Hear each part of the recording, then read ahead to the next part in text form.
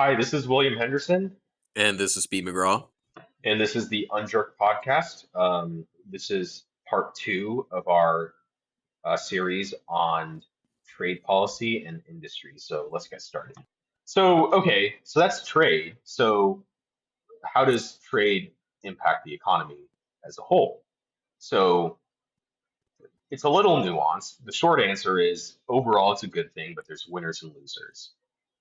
So according to So there's this paper by Donald Vaudrio from George Mason University, but basically talks about how the most significant way that free trade improves well-being is that it enables and incentivizes specialization in production and encourages mechanization and innovation. So basically, when you specialize in certain areas of production, you become more productive in general. And you can see this in your own life. Like if you try to, if you wanted a pencil and you had to like make the pencil yourself, you had to like, you know, grow a tree, cut the tree, you know, do the woodworking, find some, graphite somewhere, um, find some rubber, grow a rubber tree. Like it's too much work. It's a lot easier to just buy it from someone who sells pencils. But that much work into something you could probably sell on Etsy for 20 times the markup. I guess you could, yeah. Yeah. So it makes people more productive. And there's another paper. So it says the theory and practice of free trade by Gould, Ruffin, and Woodbridge. And it says authors demonstrate that countries whose markets are the most open have higher real output and economic growth. High wage countries not only can compete with low wage countries, they dominate the world economic stage. Trade deficits or surpluses are not inherently bad or good, but reflect a country's consumption and investment decisions over time. So, when you look at the most wealthy countries, they generally tend to be the most economically open. It's pretty clear there. And there's one example of a country that is not economically open. So can you guess which country that is? Country that is not economically open. Yeah. Sure, they're communists. China. No, China's very economically Oh, open. oh, They oh, trade oh, a ton. wait. Say, Well, does like minimal trade. Like they don't minimal trade. trade with people outside of them. Who would be the most isolationist? I'm saving my Edo Japan joke for later. Cuba? North Korea. Oh, duh. Right. So, look at North Korea's economics and tell me whether being isolationist works. Yeah. It does not work that well. There's another paper, Does Free Trade Result in Higher GDP Per Capita in International Perspective by Lambrecht, Aaron, and Rule. And they basically talk about a strong correlation between a country's level of trade freedom and GDP per capita. There are exceptions with countries that have experienced social or political unrest. So pretty consistently higher GDP, but there are winners and losers, like I said. So there's a paper, Trade Agreements and Global Pacts, Trade Deals and China's Trade Incursions. Actually, this might not be a paper. I think it's a presentation, but it's by Serge Lin from NYU. But basically, it basically talks about the decline, social disintegration and deaths of despair that happened in the Rust Belt, increasing mortality rates, etc. And essentially, there are the thing with free trade is that when you talk about competitive advantage, like certain countries are better at certain things, that means the things that you are less good at, those sectors basically wither away. And that's basically what happened with the Rust Belt is, it just wasn't something that we could compete in. And the reason why, I think there's a couple ways to look at this. So there's two ways to compete when it comes to any given product or service. There's price competition and then there's quality competition, basically. So you can sell something at a higher price if it's, a premium product, or you can sell something which is not great, but you can sell it at a very low price because, you know, your capital or your labor is very cheap. Mhm. And so there's actually one area in which the US is price competitive. Can you think of that? I don't know. Is it So the, software? so the US is very price competitive when it comes to staple commodity crops. Oh, yeah, we are. So I when you was look forgetting at about that and how so when much you look at food we export out. yeah, growing wheat, growing soybeans, growing rice, Hmm. growing, those types of things, growing corn. Part of it there's subsidies that support it, but also it's been a very, very automated um, Yeah, system where you have very large farms and you have a lot of precision agriculture. Um, you have, better fertilizers, better seed, very large combines that you use for harvesting.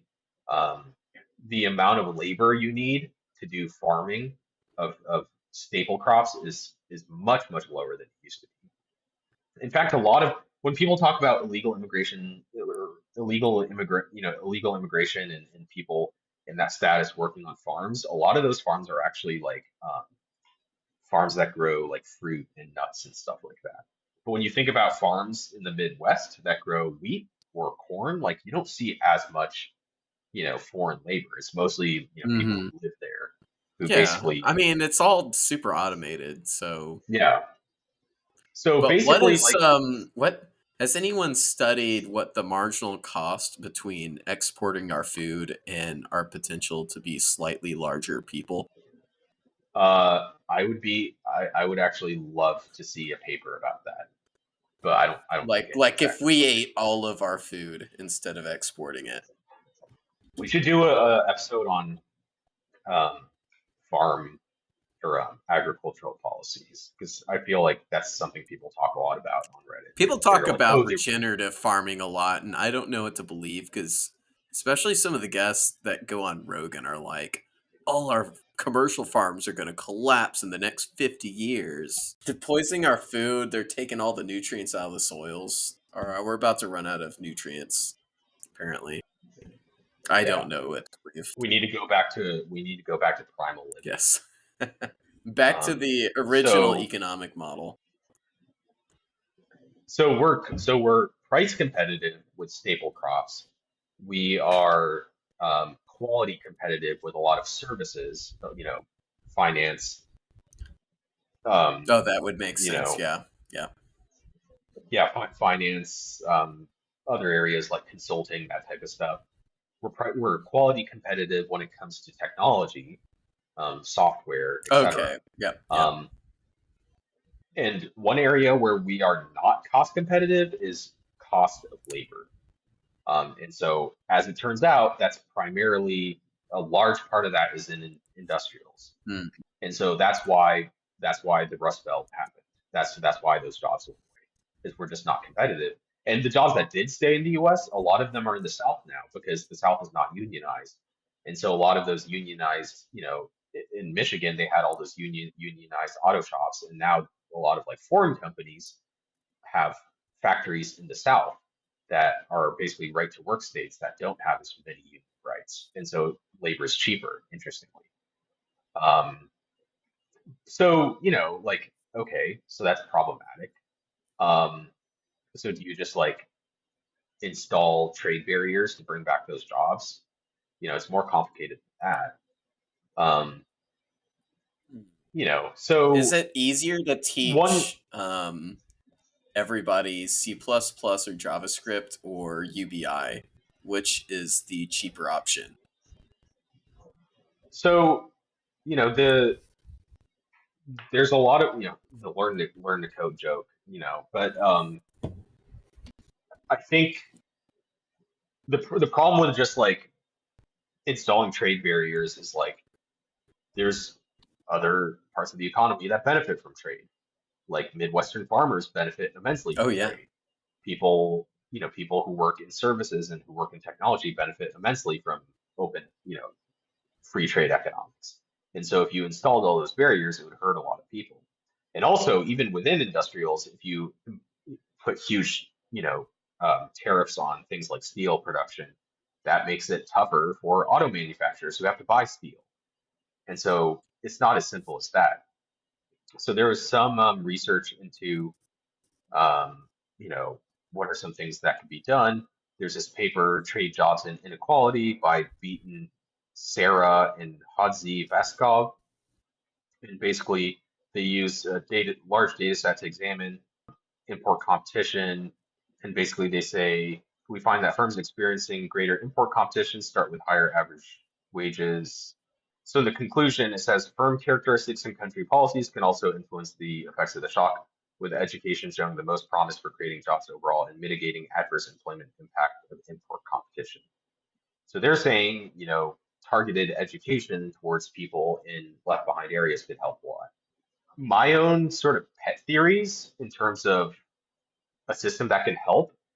So I think a lot of the fundamentals of when you look at specifically at the Rust Belt, the fundamentals of what made it an industrial power are still there. It's still a great source of logistics and transport networks. It still has big population centers. Like a lot of that stuff is still there, Yeah. right? So I was thinking like, okay, well, we can't compete on price anymore. So maybe we can compete on quality. So, part of that, the CHIPS Act is trying to bring chip making Mm. to the US. Obviously, it's very difficult to do. TSMC is really, really good at what they do. But, can we bring chip manufacturing? Because we do have, like, the US does do well in certain high tech manufacturing areas. Like, people make Boeing jokes. But that being said, almost all manufacturing is happening in terms of large body aircraft in the world is happening either in Europe with Airbus or in the U.S. with Boeing. Hmm. And so half of the entire, large body aircraft manufacturing industry is in the U.S. and that's industrials. You also have, a couple other industries as well. And then in Europe, which is not the US, but Germany has historically done very well with quality manufacturing. Italy has done very well with like luxury automobiles, etc. So I think there's a case for saying, hey, um, there's a space for industrials in sort of high margin, high tech, high skill areas. So easier said than done. Like, how exactly do we go about doing that? But in my mind, that's like the most obvious thing to do is to find, are there high tech hardware based industries that we can build Hmm. up? Because like jobs in like textile, like we're never going to bring back like, you know, making jeans in the US. I'm sorry, like it's just Yeah, I not don't going to think happen. that's going to happen. You know, there's a company, I'm not going to say their name, but they're basically they make US, US made jeans and like they sell their jeans for like $140, and these are like it's just like you can buy jeans on Amazon for $30. Like Yeah. who's gonna buy $130 jeans? It's just not gonna happen. Or when it comes to a lot of household appliances, like building like microwave ovens Like or whatever, most people it's aren't just paying for more quality than what you get out of a cheap microwave. yeah, if it's microwaves or like kids' toys or like think of like cheap household Yeah, items. Like I just don't the benefit you see get from a luxury version of whatever that thing is just not worth it for most people. and we're never like I don't see us ever bringing jobs back in those particular areas. When you're talking about low margin, low price items, it's just not Hmm. happening. You know, I'm just being honest. So I think a lot of like if we do reindustrialize the US, I think a lot of it would have to happen in the sort of higher tech areas.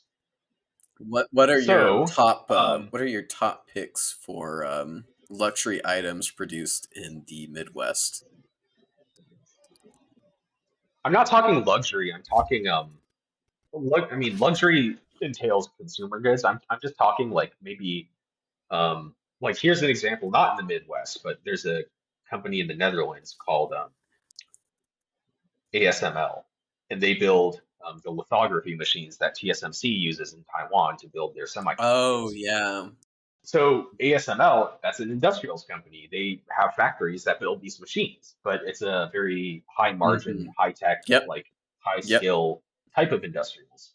So I think maybe not that because like they're, that company already exists in the Netherlands, but those types of things, I think, maybe a lot of clean energy stuff, like maybe we can build like modular Oh, nuclear that reactors in the was Midwest. something that got proposed a lot with the whole Inflation Reduction Act, which felt like it was on something else. Well, interestingly, so Appalachia has, which is again not part of the Rust Belt, but it's a similar phenomenon. But Appalachia is still one of the biggest blockers we talked about in the carbon reduction episode. One of the biggest issues is permitting to build power lines. Well, guess what? Appalachia already has all of that infrastructure. They already have all of the power lines. So that could be a great place to like build modular reactors and stuff Hmm. like that. That's a thought. But like, I don't know, modular reactors, maybe like clean energy infrastructure, like building wind turbine blades, um, maybe like a lot of like national security adjacent industries like chips and other areas like that. I think those are the types of things um, where there's potential. I mean, the question though is, of course, like, why isn't that happening now? Maybe should there be industrial policy? I don't know. So that's something to think about. Um, but the problem right now seems to be that these jobs went away and the people just stayed in the Rust Belt and a lot of them are unemployed. And the question is like, well, why didn't they just move? Because when basically when farms moved from so basically with the Industrial Revolution in the early 1800s, there was a massive shift from farming to industry, from agriculture to industry, and a lot of people left their farms and moved to cities. So it was a pretty big disruption in society, and people wrote, J.R.R. Tolkien, a big part of his books was like lamenting the industrialization of society and talking about the good old days where people lived in the Shire or whatever. And the entire theory of Marxism was basically a reaction to, you know, excesses of industrialization. There were so many issues with industrialization that people created, this guy created this entire theory that ended up being, I would argue, not a great theory, but, it was a reaction to a real social problem. So industrialization itself was very, very controversial. But people moved from the farms to cities. So why aren't they moving now from, you know, the Rust Belt to the coasts? I couldn't find any research on this. A few ideas I have. I think one is, I think when people moved from the farms to the cities, it was not as big of a move. I think it was like movements within a region. So maybe it would be like moving from a farm in Ohio to Cleveland. Okay, like that's not a huge move. It's I don't know, couple couple hundred miles maybe. But moving from Cleveland to, New York is a much bigger move. Yeah. Or moving from Cleveland to San Francisco is a much bigger move. Also, another part of it is like, frankly, a lot of the coasts are actually not great places to live if you're working class. No. They're great places to live. They're great places to live if you have a very high paying job in like Yeah, private equity or that's what I something. was gonna say. Is you move to New York to make it on Broadway overnight. You don't move there because you get a better dishwasher job or whatever. Yeah. Like that So doesn't so make any there's so sense. they're actually very expensive to live for people. And also, I think in the old days, going back to our housing episode, there was, people, they had boarding houses and housing was cheaper. And these days, a lot of the big cities in the country have regulations that make housing and living in general much more expensive. So I think it's more expensive from that perspective. And moving in general is just a very, very expensive Yeah. process. You have to, you know, pay 2 months of rent. You have to pay, the security deposit. You have to pay for movers. It can cost thousands of dollars. And so I think a lot of those reasons explain why you haven't seen as much movement. So do you want to talk a little bit about some of these comments you brought up? Oh, for impacts of trade. Yeah. Well, I think when I was looking through a lot of the arguments against trade, um, I think a lot of it kind of boils down to the more free trade there is, the more jobs we lose at the end of the day. And then some of Right. the explanation of that is, I guess on top of that, um, it also feels like you're exporting pollution to other countries with less barriers for their production or manufacturing, whatever it is. And on top of that, you're also basically encouraging countries and maybe yourself to have lower working conditions. So it really just boils down to a race to the bottom if you want to stay competitive, especially like in manufacturing. Um, I don't know if you saw any comments on those. Yeah, well, I think the pollution, a lot of those things definitely are true. Um, I think the flip side to that is we're kind of like when you look at for example, let's look at China. Um, Look at how they're doing now versus how they were doing in the 1960s in terms of economic prosperity. I think almost everyone would agree that life is much better now. Yeah. If you're Chinese, life is much better now than it was 60 years ago. Mm-hmm. You know, yes, I'm not denying that there's factories where there's issues that are happening, labor issues, things like that. But 60 years ago, people were laboring in farms and there was just immense poverty. It was so much worse. So I don't think it's accurate to say that we're somehow enabling a worse standard of living overseas. Just look at the standard of living in China now versus in the past. It's undeniably better for them now than it was in the past. You could argue one argument you can make is like, well, if I'm an American politician or I'm an American citizen, why should I care? Like, I don't care that China prospered under globalization. My concern is my citizens. That's an argument you can make, but I'm saying the opposite argument is not valid. I think to say that we've somehow made other countries worse off through globalization, I just don't see that. You know, Yep. um, Anytime I've brought this and in up terms with of someone that used to live um, in a second or third world country, they always be like, "Well, it's always better than the alternative, though. They wouldn't take those jobs if it wasn't, you know, if they weren't good jobs."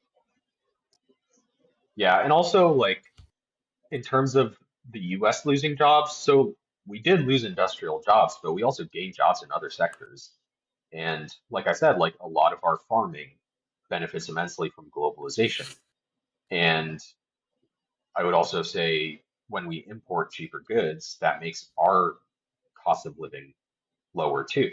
There was basically from the early 80s until really 2022 or whatever, there was a period of, you know, the 80s, 90s, 2000s, where there was basically 30 years of almost no inflation. And a big part of that was probably, globalization basically making Yeah, a it's lot a of good. goods and services much cheaper. That is a big part of it for sure. Well, because that made a lot of our goods really cheap when we opened up trade with Asia, and also the Asian markets got really awesome then. What do you think about So, the pollution question, though? well, it is true, I think. I think when we look at a lot of, because there is a reduction in CO2 emission in the sort of developed world in the past couple decades. Frankly, a big part of that is just we buy stuff that other countries make, and so we don't count, even though the end consumption is contributing to CO2 emissions, we sort of don't count it. So I think I think there is truth there. I don't really have an argument against that. Yeah, I mean that goes back to the like, why would we? Um, yeah, it just feels like we are exporting um, our own carbon to another country. Like if because like if you were to look at the list of who's polluting the most and you actually broke it down to like who bought it, or I guess consumer side, yeah, it Mhm. makes it a little bit more worrying, or more of an Yeah. argument for. Well, I guess the only two solutions to that are either you stop doing as much global trade, or you have more global environmental standards that you actually keep people to. Yeah. So, any other comments before I move on to tariffs? Let's see, that one's good. Well, there's always another one that people always forget is so I've always heard this, and I can't remember who it was that talked about this sometime in between World War I and two, but that the more trading that you do with someone, the less likely you are to go to war with them. But also, some people think like, oh, if there's a um, bad actor like Russia right now, why would you do any trading with them? Because you're just funding the war machine. Yeah, well, Russia is interesting because, if we completely removed, like, let's say we like somehow disabled every single natural gas facility in Russia, it would be completely devastating to the world economy because a lot of natural gas is used to produce fertilizers. Yep. And so a lot of and that's why India is very, it's a little frustrating as a, Westerner, but India is like very, very reticent to criticize Russia. And a big reason why is they get a lot of their fertilizer Yep. is through Russian, and so, when you have a lot less fertilizer available, you grow a lot less food, and that can lead to starvation. So, you know, um, I mean, I think the national security argument is a valid argument for tariffs. So we'll move on to tariffs next. Yeah. Oh, I have one So, more though. oh, go ahead. I'll skip the other these two because they're kind of redundant on everything else. We already talked about being over reliant on other economies. That's just kind of a. Well, I always think about that because I think especially in some like conservative wing or super right wing doomsday prepper types, they're like, oh well, we should always be reliant on ourselves. We shouldn't have to depend on someone else. I'm like, yeah, you can do that, but that is a huge cost. Like if you're like worried about the world collapsing, everyone else is just going to shoot ahead of you at this point. Like I think if you're going to do like the risk assessment, like it's better to just like be okay depending on a society or trading with the world. Um, Right. but lastly, are you worried that trading more will bring in more Jesuit missionaries into the shogunate? Well, yeah, I'm not super worried about that happening. So, Okay. anyways, so a tariff is a tax on imports. That's what a tariff is. Um, are they a good idea? So, certainly in national security sensitive areas, they can be a good idea. So I think that's one area where there's broad consensus that cost arguments kind of go out the window. If you want, you know, if you're building, you don't want your enemy building your fighter jets or building your This is tanks correct. Yeah. or building your ships, um, or building your munitions. That seems pretty obvious. Um, how do you define national security? Are chips national security? Our current governmental consensus seems to be yes. How about steel production? Is producing steel, is that national security? You know, at that point it starts to get a little fuzzier. Titanium, different metals, are those national security? So obviously there has to be a cutoff point. I think we can all argue like, making the kids' toys at McDonald's, like that's not a national security critical thing. So obviously there's certain areas that are not national security, but I think there are a certain subset where it makes sense. Infant industries is another common. argument. I've heard that, and Um, I wrote a comment down there. Is I'll just say that because it's I listened to some podcast at some point. It's probably Planet Money or something. But apparently, the only reason why American pickup trucks are so dominant right now is apparently from infant industry protections, is what I heard. I also heard semi-related. The reason why pickup trucks are so big in the U.S. is there's a loophole. There's a emissions regulation loophole that says like if your truck is bigger than this size, it's exempt from emissions regulations Whoa. of a certain type. No, but like if you go to like Japan or something, like they have tiny trucks, like flatbed trucks that can carry stuff around. Like you don't need to have a massive thing to carry around. Like if you're like a contractor that has to like carry equipment around, like you don't need this hulking I always thing. thought it was So really that's goofy actually when people buy like the giant 4-door pickup trucks and then it's got like a 4-foot bed. I'm like, what are you doing, dude? Just get like a minivan one. that can have the seats fold down. You're gonna have more space. So, but like Brazil famously is doing a lot of protectionism when it comes to consumer electronics, Oh, hoping that they can build their own electronics I industry, didn't which know so far has that. not really succeeded. Is it working? It's not. There's no Brazilian version of, It's PlayStation. not exactly what I would think of in terms of consumer electronics.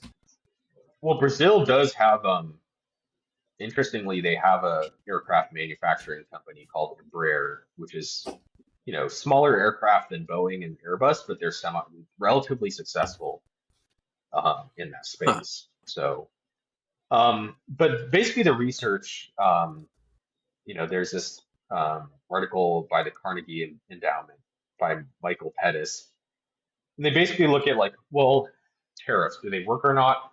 They're helpful if you're part of the target industry. So if you're a steel manufacturer and then the government places a tariff on foreign steel, then it obviously helps you.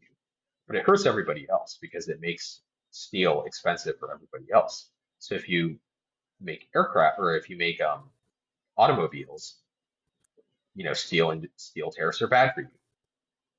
And also the additional thing you have to consider is like if you put tariffs against a country, like they're going to retaliate. They're going to put tariffs against you, Yep. and they're going to target the most sensitive industries that you have. And so if we put massive tariffs against a country, they would probably put massive tariffs against countries where we have an advantage, like in agriculture.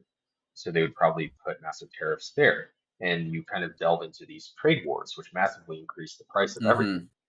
So I think Well, okay, so we know here's a that, question though. When that happens, like let's say China put on a massive tariff on our food exports. Like, would right. that actually hurt our exporters, or would that just hurt their um, populace importing in the food, increase food prices? Well, it would do both. It would do both, I think. Hmm. Um, they would probably get their food from places like Brazil, which also grow a lot of food. It would no doubt raise prices, but it would also raise prices, or it would also hurt our economy. Yeah. Hmm. Um, and so, okay, so we know free trade has been bad for the Rust Belt. Um, so are there alternative systems that would be better? My argument is the answer is so I think one thing that should be done is better safety nets. We can look at some other arguments. So neo-mercantilism, basically maximizing exports and minimizing imports. Um, Hmm. the problem with this, like I said, is trade wars. Like if you put massive tariffs on things you want to export, people are going to tariff you, and that's just going to hurt everybody. The other way of looking at it is a more extreme version is autarky, where you minimize both exports and Uh, imports, become entirely self-sufficient. And like I said before, look at the countries that do this: North Korea, Cuba, etc. What do we do when we think a country is a rogue state and we want to punish it? What do we do? sanction it. We implement sanctions. What are sanctions? Sanctions are trade barriers. It's basically the country form of exiling. So our punishment, our short of going to war or something like that, our punishment against countries like Iran or North Korea is we sanction them. We put trade barriers on them. So if you're advocating for trade barriers, you're essentially arguing for self-sanctions, right? Yeah. And so I, I'm struggling to understand the logic there. We're doing to ourselves a thing we do as punishment to other Yeah. countries. So I think, when you put up tariffs, you get counter tariffs. It increases prices for consumers across the board. It increases input costs for different industries. I just don't see a lot of benefits to it. And so, what can we do alternatively? Perhaps industrial policy to encourage more high value industrial production in the Rust Belt. Better social programs. I think current social programs apparently aren't sufficient. So, Mhm. are there better ways we can Well, educate I people? Are think there it better would be ways? better to subsidize, yeah, more of the industrial policy where you subsidize the industries that you want, stateside, more than I tariffing. also kind of wonder, is there, because like there's all, when you're starting a new industry, it's obviously riskier. Oh yeah. And when you have higher risk, capital is more expensive and people are banks and venture capitalists are like less willing to put money in. And so, there's like a physics term for that where there's that like potential, there's that like energy hump that like an electron has to go over before it like Oh transfers to yeah, another I've shell or seen that. whatever. That's been a meme lately, where it's like the Yeah. electron, and then the caption is, "My parents aren't home right now," and then it finds the energy to go over the home.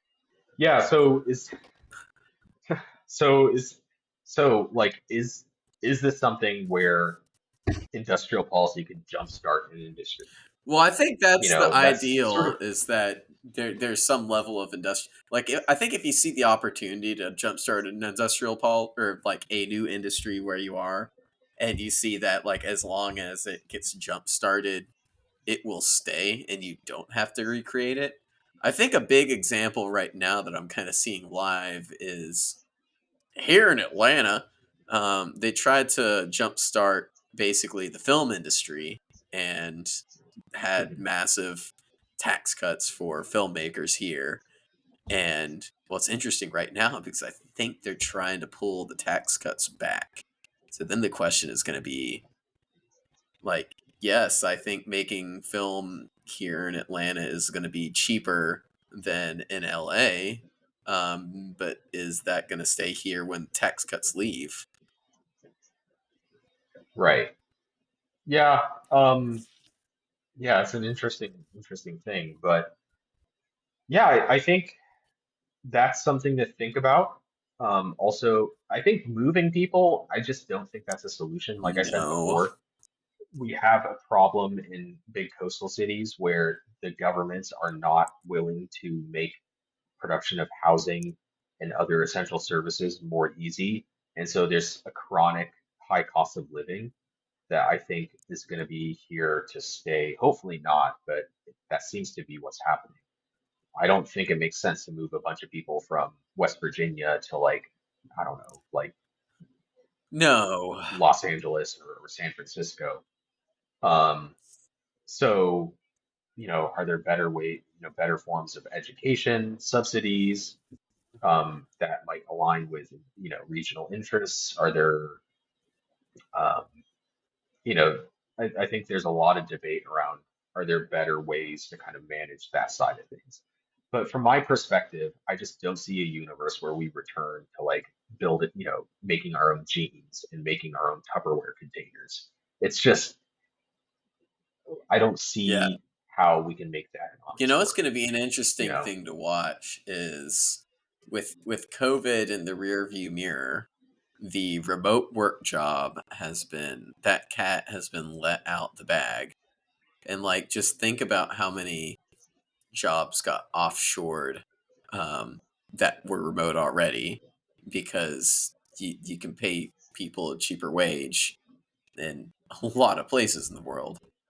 How many people That's true. are going to basically experience this pain when people start offshoring more of the remote work, which is kind of the same I, thing. If it because if we're is. such a service economy, which we are, like if it's an online service, um, that's just about to get globalized. Yeah, if it's something client facing, I think um, people still want to talk to someone. Like, I think a lot of offshore jobs, they're in different time zones, and the people Hmm. have might not be as competent in speaking English, and so I think a lot of client oriented jobs will stay in the U.S. Anything sensitive to time zones would stay in the U.S. Definitely kind of lower level white collar jobs like data entry jobs. Um, I don't know, building slide decks. Although even that requires certain context. Even building slide decks is a form of like salesmanship. So there is cultural context there. Um, yeah, it's interesting. It's Mm-hmm. something to think about, something to watch out for. But I guess the big argument I'm making is, you know, there's an argument to be made around national security, infant industries, but outside of that, I just don't see the economics working Yeah, for us me to, neither. I just don't see it happening. So really the discussion should be, is there another direction we can take Hmm. the Rust Belt? And also, are there better social programs we can use for people in that part of the country? Are you going to tell them to learn how to code? I will not tell Oh. them that. Well, you know what was funny about that is if we've been losing our manufacturing like 50 years ago, like who's remembering the time when we were in manufacturing? Like, is there some loudmouth? Well, a lot of it is, well, first it's a steady, Oh yeah, it yeah, wasn't all true. at once. It was a steady decline. But also part of it is like, it's like living memory. Like my grandfather worked at this Oh factory. yeah, that's You know, still it, in living memory. it's still within, Yeah. yeah, you still remember people who lived that life. Come to Um, think of it, I was whitewater rafting in West Virginia this year, and one of the stories was about one of the coal mining towns and how they got screwed over by one of the big businesses, and that's why they don't trust anyone here. And the story was like 150 years old. I'm like, you still don't trust anybody? That was so long ago. Yeah, Interesting. that's all I thought about before we got to our rapids. Yeah, but I think trying to think of a good way to wrap this up. Basically, I think to tie it into the previous point, the way the direction forward or the positive direction forward, other than listening to your grandfather complain about how he used to have a good job and now he has to work at the 7-Eleven, is figure out what the world needs and be an entrepreneur, because it sounds like whatever industry is going to fix it doesn't exist yet.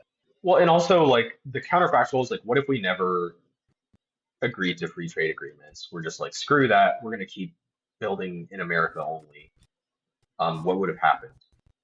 Um, I think China still would have become the industrial power of Yeah, the they probably world. would have. Like, it would have happened more slowly, but I don't see a scenario because, like, the rest of the world also, as countries emerged from poverty and built up their economies and they bought things, who are they going to buy it from? They're going to buy the cheapest goods, assuming there's a baseline level of quality they're looking for. Like they're going to buy whatever's cheapest. And I don't see a scenario where they would have chosen American goods for things like, microwave ovens or like, you know, various consumer goods. I don't see a scenario where they would have kept buying American, even if the American good is like 5 times more expensive than the Chinese good. I just don't see a scenario where that would happen. Yeah. So it would have happened more slowly, probably, but like it still would have happened. The when industrialization was happening, like most of the world was in destitute poverty. Most of the world was colonies. It was people doing like subsistence agriculture. And now that the rest of the world is catching up, there's more competition, and I just don't see a scenario where we could have prevented that. We could have slowed it down, and that would have been it, I think. Yeah. So All right, that is our final episode on trade policy and industry.